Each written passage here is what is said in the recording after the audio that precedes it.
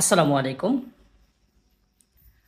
আমরা কিন্তু প্রতিনিয়তই বিদ্যুতের কাজের ক্ষেত্রে বাসাবাড়ির নিরাপত্তার স্বার্থে মেইন সুইচ বা সার্কিট ব্রেকার ব্যবহার করি।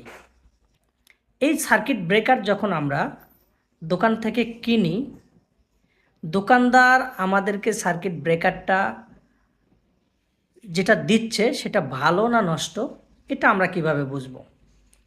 এটা বোঝার একটা টেকনিক রয়েছে। আপনি যদি সার্কিট ব্রেকারটি পরীক্ষা করে নিতে চান যে ভালো না নষ্ট, এটা কাজ করবে কি করবে না, সেটা বোঝার জন্য সার্কিট ব্রেকারের দুই প্রান্তে ছোট ছোট দুইটা তার সংযোগ করে নেবেন। নেওয়ার পরে একটা পেন্সিল ব্যাটারি, 3 ভোল্টের একটা পেন্সিল ব্যাটারির নেগেটিভ সাইড এবং পজিটিভ সাইডে তার দুটি কানেক্ট করবেন। কানেক্ট করার পরে যদি দেখতেছেন সার্কিট ব্রেকারটা ট্রিপ করে, তাহলে বুঝবেন সার্কিট ব্রেকারটি ভালো।